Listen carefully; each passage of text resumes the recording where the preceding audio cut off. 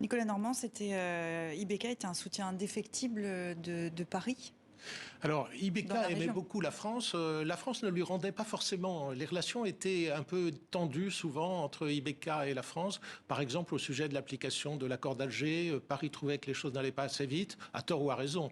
Donc, c'était pas le beau fixe entre Paris et Ibeka, contrairement à ce que certains pensaient.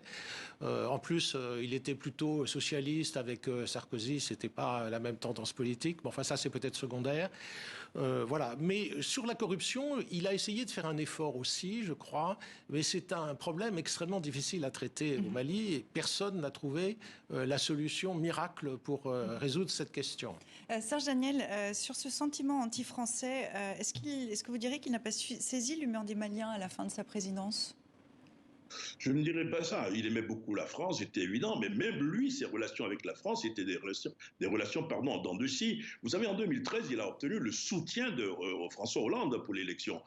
François Hollande a soutenu son élection, sa candidature. Ils étaient tous deux de l'international socialiste. Mais ensuite, il y a eu une évolution en dents de scie. Par exemple, il y a eu une réunion importante du G5 à Nouakchott, en Mauritanie. Un chef d'État en privé, c'était un huis clos, un chef d'État m'a rapporté que le Macron a dit à Ibeka comme ça, le maillon faible de la lutte contre le terrorisme dans le Sahel, c'est bien toi. Ibeka a répondu, mais non.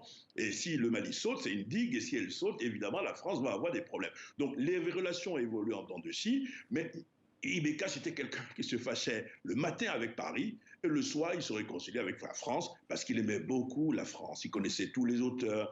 Il était incollable, par exemple, en littérature française. Alors justement, on va aller là-dessus. Ibeka était un homme politique, mais aussi un homme de grande culture. Absolument. Alors, il faut rappeler à 13 ans, il est arrivé comme lycéen au lycée Janson de Sailly à Paris. Il a poursuivi des études à la Sorbonne. Il a été maître assistant à l'université française. Il maîtrise très bien la culture française, la culture humaniste. C'est un homme de lettres. C'est un homme très cultivé.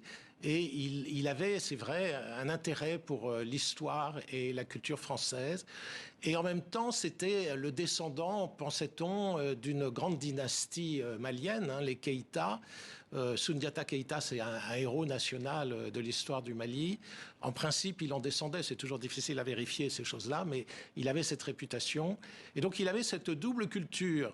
Mais fondamentalement, ça a été dit, c'était un patriote. Je veux dire, il défendait pas du tout les intérêts de la France. Et comme Serge l'a dit tout à l'heure, les relations étaient en dents de scie. Le président Macron ne semblait pas l'apprécier beaucoup, à tort ou à raison. En tout cas, les relations n'étaient pas si simples.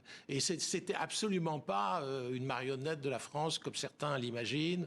Rien à voir avec ça. C'était quelqu'un, évidemment, totalement indépendant, fier, comme beaucoup de Maliens, et responsable de ce qu'il faisait, malgré tout. Serge Daniel, on va se projeter dans les heures et dans les jours qui viennent. Est-ce qu'on sait quelque chose sur ces obsèques? Que va-t-il se passer? Alors, on ne sait pas. Le gouvernement a publié finalement un communiqué dans l'après-midi, un bref communiqué pour annoncer la mort, présenter les condoléances et a ajouté que très prochainement, il y aura une communication sur les obsèques du président.